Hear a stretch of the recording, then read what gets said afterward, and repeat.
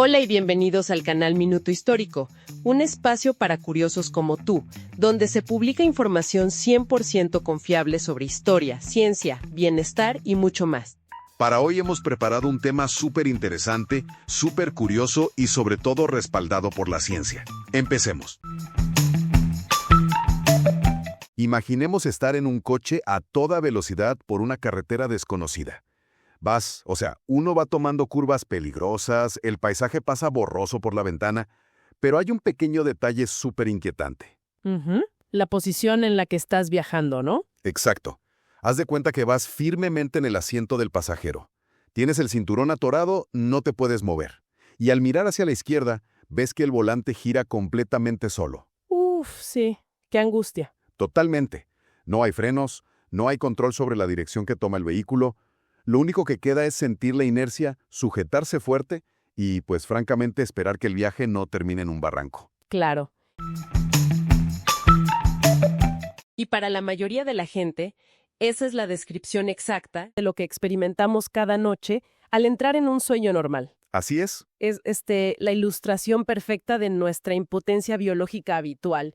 Somos simples espectadores pasivos de una película que nuestro propio cerebro proyecta. Él la dirige sin consultarnos para nada. Ajá, un teatro nocturno que a veces es caótico, a veces absurdo y muchas veces verdaderamente aterrador. Sí, sí, las famosas pesadillas. Pero, a ver, ¿qué pasaría si de repente, en medio de ese viaje frenético, logras desabrochar el cinturón?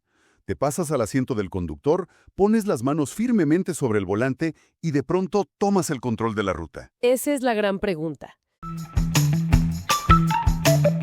Y ojo, no estamos hablando de misticismo, ni de un guión de ciencia ficción tipo Inception. No, para nada. Es neurobiología pura.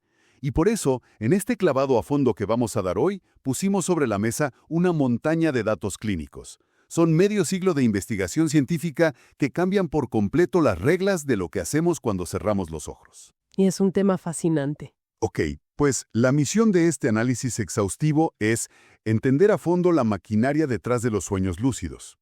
Queremos descubrir, cómo la ciencia ha mapeado esta anomalía. Ajá. ¿Cómo es posible, hackear la corteza cerebral para inducirla intencionalmente? Y sobre todo, explorar las aplicaciones terapéuticas reales que esto tiene en nuestra vida diaria. Y de entrada lo que resulta verdaderamente fascinante de revisar todas estas fuentes es observar cómo la ciencia moderna le ha logrado arrebatar este fenómeno al reino de lo esotérico. Claro, ya no es magia. Exacto, ya no estamos hablando de viajes astrales o chamanismo. Estamos hablando de conectividad funcional, de escáneres cerebrales y de actividad prefrontal medible.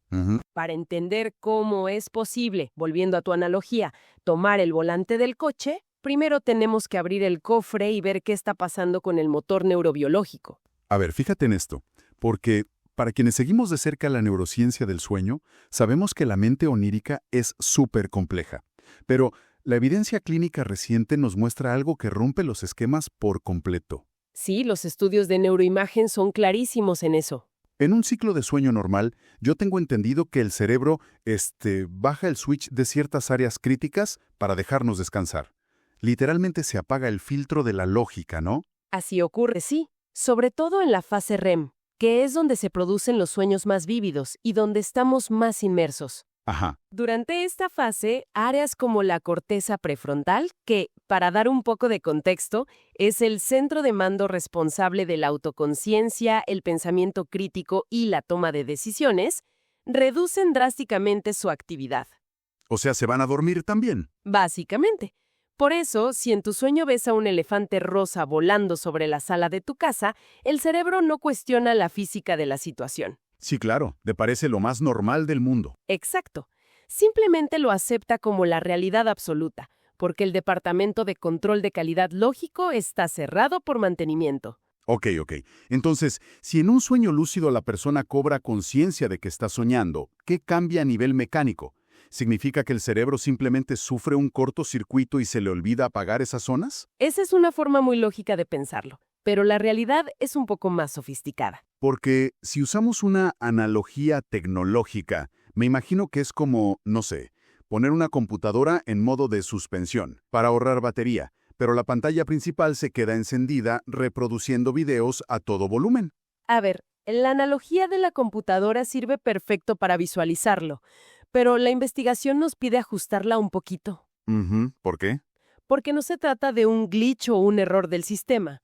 Más bien, los mapas cerebrales muestran que se genera un estado híbrido increíblemente complejo, ¿Híbrido en qué sentido? en que las áreas que normalmente deberían estar dormidísimas, como la corteza prefrontal y las áreas de asociación temporoparietal, experimentan un aumento súbito en su conectividad funcional. ¡Wow! Es un puente neurológico.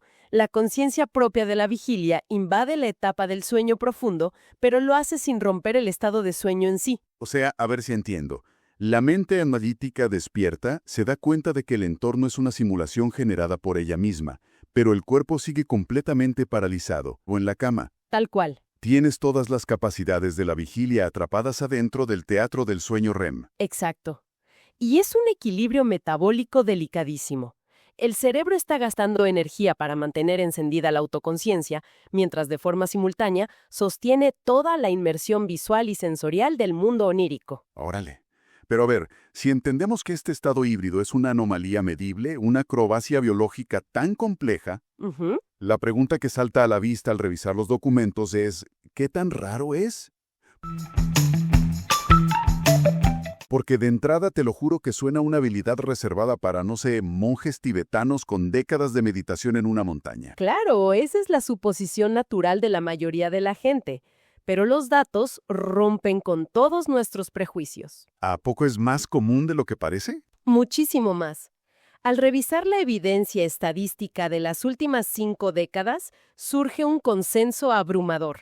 Ajá. Resulta que alrededor del 55% de la población ha experimentado este despertar interno al menos una vez en su vida. A ver, pausa. ¿55%? Sí, 55. Más de la mitad de la humanidad. No, a ver. Si la mayoría de las personas tienen el hardware para hacer esto, ¿por qué no es el tema de conversación todos los lunes en la oficina? Es un buen punto. Digo, esa cifra suena altísima para un fenómeno del que se habla tan poco de manera seria. Es una excelente observación. Y la respuesta tiene todo que ver con nuestra herencia cultural y cómo procesamos lo desconocido. Es cierto que el 55% lo ha vivido. Y de hecho, la investigación indica que alrededor de un 23% experimenta sueños lúcidos de manera recurrente, casi una vez al mes. Ok, un cuarto de la población casi. Exacto. Pero la razón del silencio o del tabú se remonta a cómo la humanidad ha interpretado esto antes de tener máquinas de resonancia magnética o el respaldo de la psicología clínica. Claro, imagínate vivir eso hace 1000 años. Precisamente. Despertar dentro de un mundo hiperrealista donde las leyes de la gravedad no existen y puedes moldear la materia con el pensamiento es una experiencia abrumadora. Históricamente, las culturas explicaron esto como mensajes directos de los dioses, puentes hacia el inframundo o viajes del alma fuera del cuerpo. Y claro, si te pasa eso en la antigüedad y no tienes un electroencefalograma a la mano para explicar que, pues, solo fue tu corteza prefrontal encendiéndose, Ujú. la explicación mágica no solo es la más poética, sino la más lógica para ellos en ese momento. Así es, y eso relegó el tema al esoterismo y a los mitos durante siglos. Lo verdaderamente valioso de la ciencia contemporánea no es que le quite lo profundo o lo asombroso a la experiencia. Al contrario, la valida por completo. O sea, te dice que no estás loco. Exacto, nos da un marco científico para decir, esto que viviste es real, no estás perdiendo la razón. Es una función avanzada de tu propia biología y, lo más importante, se puede estudiar. Y si se puede estudiar, yo asumo que se puede replicar. Así es. Si ya sabemos que existe este estado híbrido y alguien que nos escucha no pertenece a ese afortunado 23% de viajeros frecuentes, la pregunta obligada es, ¿cómo le damos la vuelta al sistema? Ujú. ¿Se puede forzar la entrada a este estado si no naciste con el talento natural? La literatura científica confirma que sí. Es una habilidad entrenable. No es inmediato ni súper sencillo, requiere bastante disciplina. Pero la ciencia ha comprobado la eficacia de múltiples técnicas de inducción. Ok, a ver, hablemos de eso, porque los documentos analizados destacan 4 métodos principales. ¿Sí? El primero de ellos es la técnica MEALD, MILD, que se basa en la inducción mnemotécnica. Básicamente es programar el cerebro antes de dormir, ¿no? Exactamente. O sea, repetirse una intención muy clara, como la próxima vez que sueñe recordaré que es un sueño, mientras te visualizas dándote cuenta de la ilusión. Así es.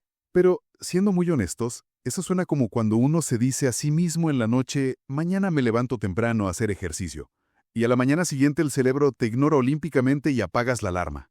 Totalmente. Es una barrera súper común. El mecanismo detrás de la técnica MILD es el uso de la memoria prospectiva. ¿Qué es eso? Es la capacidad de recordar ejecutar una acción en el futuro. Es cierto que su eficacia por sí sola es moderada, porque la intención está compitiendo directamente con el cansancio absoluto del cerebro al final del día. Claro, el cerebro solo quiere apagarse. Exacto. Por eso, los investigadores desarrollaron métodos que intervienen de una forma más física en la arquitectura del descanso. Y aquí es donde entra la segunda técnica, conocida como WBTV, o despertar y volver a la cama. Ajá. Y aquí es donde la cosa se pone intensa. Porque según los datos, esta técnica requiere dormir unas 4 o 6 horas, despertarse intencionalmente con una alarma, salir de la cama y mantenerse despierto haciendo algo tranquilo por media hora, para luego volver a dormir. O sea, no me lo tomes a mal, pero despertarse intencionalmente en la madrugada no es una receta infalible para arruinar tu descanso. Es la primera reacción de todos. Digo, en el mundo moderno, la gente ya sufre suficiente de insomnio como para autosabotearse el sueño de esa manera, ¿no crees? La preocupación por la disrupción del descanso es la crítica número 1 a esta técnica, sin duda. Pero la ciencia detrás de ella revela por qué es tan efectiva. A ver, explícame eso. Tiene que ver con cómo se distribuyen nuestras fases de sueño a lo largo de la noche. El sueño REM no ocurre de manera uniforme. Los ciclos son muy cortos al principio, cuando recién nos dormimos. Ajá. Pero se vuelven mucho más largos, profundos y densos en la segunda mitad de la noche, justamente después de esa cuarta o quinta hora de haber cerrado los ojos. Ah, o sea que la interrupción no es nada aleatoria. Está calculada matemáticamente para coincidir con la fase donde el cerebro proyecta más historias. Exactamente, es pura sincronización. Al forzar ese despertar a la mitad de la noche, reactivas por completo el flujo sanguíneo hacia la corteza prefrontal. Enciendes el motor. Enciendes el motor del pensamiento crítico, tal cual. Y cuando regresas a la cama, tu cerebro, que ya ha saldado su deuda de sueño profundo y reparador de las primeras horas, salta casi de inmediato a un ciclo REM larguísimo. Ok. Pero la diferencia es que ahora entra con las luces de la lógica ya precalentadas. Estás hackeando la entrada por completo. Sí, Y esto se conecta perfecto con la tercera técnica que me parece fascinante porque busca resolver ese mismo problema pero sin sacarte de la cama a las 3 de la mañana. La técnica SSILD. Sí, que significa sueños iniciados por los sentidos. Los estudios indican que, tras despertar a medianoche, debes hacer ciclos de atención, como por ejemplo, enfocarte en la oscuridad detrás de tus ojos, luego buscar sonidos como tu respiración o un reloj. Y finalmente, sentir la temperatura de las sábanas o el roce de la pijama en la piel. Así es una rotación muy metódica de la atención sensorial. Pero me detengo aquí porque hay algo que no me cuadra. A ver, Si se supone que estás intentando volver a dormirte para entrar al ciclo REM, si yo me pongo a analizar cómo se siente mi sábana contra la pierna, mi cerebro se pone en alerta y, pues, adiós sueño. claro, ese es el temor lógico. Pero aquí es donde la biomecánica del sueño hace su verdadera magia. ¿Ok? El propósito de la técnica no es despertar al cuerpo, sino dejar un ancla en la realidad física. Verás, cuando pasamos de la vigilia al sueño REM, nuestro cerebro inunda el sistema nervioso con neurotransmisores que causan una parálisis muscular temporal. Ah, la atonía. Exacto, la atonía muscular. Es un mecanismo evolutivo de defensa. Nos paraliza físicamente para que no salgamos corriendo por el cuarto si soñamos que nos persigue un depredador. O sea, la parálisis del sueño, donde la mente despierta antes que el cuerpo y sientes que no te puedes mover. Esa misma. Es un fenómeno natural. Lo que hace esta técnica sensorial es jugar justamente con ese límite. Al mantener tu atención rotando constantemente entre la vista, el oído y el tacto, obligas a la corteza prefrontal a seguir procesando datos externos. Ok, ya voy entendiendo. De modo que, cuando el cerebro finalmente suelta el químico que apaga el movimiento físico y te hunde en el sueño REM, tu mente lógica se queda atorada del lado de la conciencia. ¡Wow! Engañas al sistema por completo. Así es. Dejas un pie puesto en la puerta para que no se cierre la conciencia cuando el cuerpo hace el apagón físico. ¡Qué locura! Es brillante, biológicamente hablando. Sin embargo, si interrumpir el sueño con alarmas de madrugada suena como un martirio para quienes necesitan toda su energía al día siguiente, la ciencia nos ofrece una cuarta vía. La más innovadora de todas. Sí, y aquí los datos nos muestran algo que parece sacado de un laboratorio de espionaje del futuro, te lo juro. Me refiero a la técnica de reactivación de lucidez dirigida, o TLR.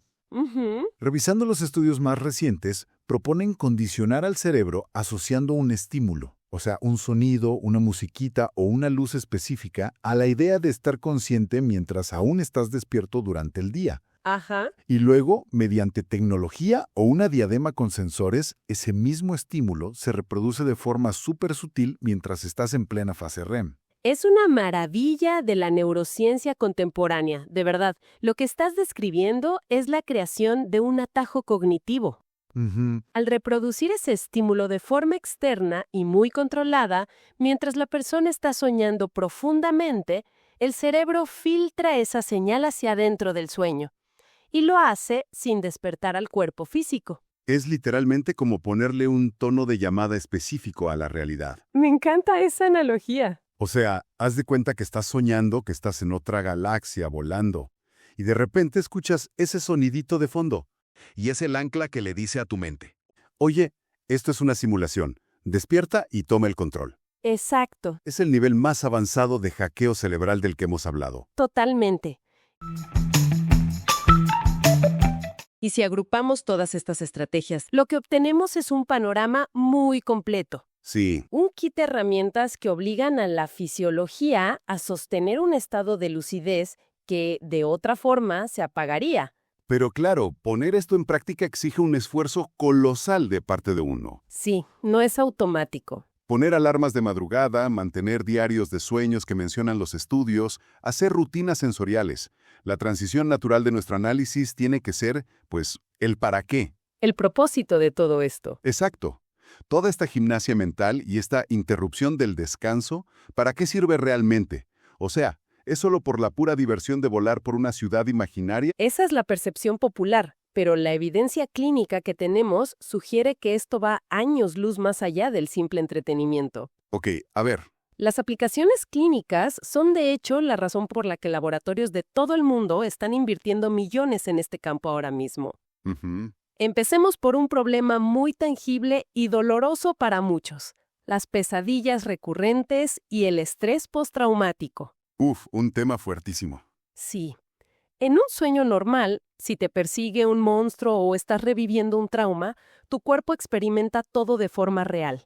Hay un pico de cortisol, taquicardia y un terror absoluto. Claro, te despiertas sudando y con el corazón a 1000 por hora. Pero la investigación demuestra que la lucidez cambia por completo esta ecuación. Al darse cuenta de que se está soñando, el paciente recupera de inmediato el control narrativo. Claro, le estás quitando el poder a la amenaza porque entiendes que básicamente tú mismo le estás renderizando. Exactamente. Puedes detenerte en seco, darte la vuelta y enfrentar el miedo. O si no quieres pelear, simplemente hacer que el escenario cambie, ¿no? Pasar de un callejón oscuro a una playa soleada. Sí, sí, sí. Estás reescribiendo el código de tu trauma en tiempo real. Y el impacto de eso en la psicología diurna, es decir, cuando la persona está despierta, es profundísimo.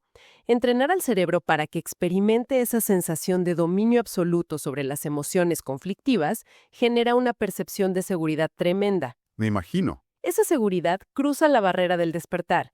Los estudios clínicos documentan reducciones súper significativas en los niveles de ansiedad y mejoras notables en el estado de ánimo general por la mañana. O sea, te levantas con otra actitud ante la vida. Exacto. Empiezas tu día desde una base neurológica de bienestar, simplemente porque el sistema de recompensas de tu cerebro acaba de tener una experiencia intensamente positiva y empoderadora. ¡Wow! Y esto me lleva a la aplicación que francamente me voló la cabeza al revisar los datos. A ver. El concepto de ensayo mental o el desarrollo de habilidades físicas. Hay documentos que detallan cómo el practicar movimientos físicos o situaciones de alto estrés adentro de un sueño lúcido puede mejorar el rendimiento real. Así es, la práctica motora. Quiero profundizar en esto con un ejemplo práctico para quienes nos escuchan. Digamos que si alguien tiene un pánico escénico severo y decide usar su sueño lúcido para subir a un escenario y dar un discurso frente a 1000 personas, Ujú. sintiendo la luz de los reflectores en la cara, la atención del público, pero sabiendo en el fondo que tiene el control de la simulación. La pregunta es, ¿qué está pasando físicamente en su cerebro en ese momento? Lo que ocurre ahí es, yo diría, el momento eureka de toda la neurociencia del sueño. A nivel puramente fisiológico, el cerebro tiene un pequeño defecto que resulta ser maravilloso. ¿Cuál es? Le cuesta muchísimo trabajo distinguir entre una visualización inmersiva hiperrealista, como la de un sueño lúcido, y la ejecución física real de una acción en la vigilia. O sea, para el cerebro es lo mismo. Prácticamente. Cuando esa persona ensaya su discurso en el sueño lúcido o cuando un atleta practica una rutina de gimnasia mientras duerme, sus vías neuronales están disparando señales eléctricas casi idénticas a las que emitirían si estuvieran despiertos en un estadio. A ver, entonces el cerebro está sudando la gota gorda, encendiendo todos los circuitos del aprendizaje, aunque el cuerpo físico esté completamente paralizado bajo las sábanas. Biológicamente, sí. Es un entrenamiento real a nivel de la corteza motora. ¡Qué locura! Y la consecuencia de esto a largo plazo es fascinante. Cada vez que esas neuronas se disparan juntas de manera estructurada en el sueño lúcido, se estimula la producción de mielina. Ok, ¿y la mielina es? Es la capa protectora que envuelve las conexiones nerviosas en nuestro cerebro. A mayor densidad de mielina, más rápida y eficiente es la transmisión de la señal entre neuronas. Ah, ok. Estás literalmente engrosando y fortaleciendo las autopistas neuronales del aprendizaje. Así que al despertar, esa persona tiene una mejora súper cuantificable en su memoria muscular y en su tolerancia al estrés frente al público. O sea, estás ganando experiencia empírica real en el mundo físico sin haber movido un solo dedo. Exacto. Estás aprovechando un tercio de tu vida que antes se consideraba puro tiempo muerto o de descanso pasivo para evolucionar y entrenar tus capacidades cognitivas y motoras. Es verdaderamente un cambio de paradigma brutal. Es una revolución en cómo entendemos el descanso. Totalmente. Y creo que este es el punto perfecto para hacer un recuento rápido de lo que hemos extraído de estas investigaciones de hoy. Para quienes nos acompañan en este análisis profundo, empezamos por desentrañar la mecánica de ese estado híbrido cerebral. Ujú. Ese puente donde la conciencia analítica invade la parálisis del sueño REM. Sí, y luego revisamos los datos estadísticos que desmitifican por completo el fenómeno, demostrando que la gran mayoría de la población, ese 55%, tiene la capacidad neurobiológica latente para experimentarlo. Así es. Luego analizamos el funcionamiento mecánico detrás de herramientas concretas, como la programación de la memoria prospectiva con la técnica MELD, Ajá. o el uso de estímulos auditivos para infiltrar el sueño. Y fuimos comprobando que no es magia, sino el hackeo directo de nuestros propios procesos biológicos y fases de sueño. Y finalmente, validamos a través de toda la literatura médica que el dominio de esta habilidad no es un simple juego, ofrece un entorno inigualable, capaz de reconfigurar respuestas de ansiedad, neutralizar pesadillas crónicas y hasta fortalecer físicamente las conexiones neuronales mediante el ensayo mental. ¿Sí? Es un testimonio incuestionable de la asombrosa plasticidad que tiene nuestra mente. Es que es increíble. Y, pues para cerrar, hay una reflexión que surge de toda esta evidencia empírica, una idea que de verdad empuja los límites de la medicina moderna. Si ya está comprobadísimo en los laboratorios que la lucidez onírica nos permite alterar la química de nuestras emociones y que puede fortalecer el cerebro a través de una simulación hiperrealista, ¿qué tan lejos estamos de que el sistema de salud lo integre por completo en nuestro día a día? Es una excelente pregunta. Imagínense ir a la farmacia o al psicólogo y que la receta médica no sea una píldora para la ansiedad, sino la indicación formal de, oiga, necesito que haga 3 sesiones de terapia en sueños lúcidos por semana. Sería un cambio de juego absoluto. Imaginan un futuro donde ir a la cama ya no sea solamente ese lapso inactivo para reparar el cuerpo, sino la cita clínica más importante de todo tu día, el momento exacto para entrar en un simulador perfecto diseñado por tu propia red neuronal para reescribir activamente tus traumas y empujar tus propios límites. Completamente.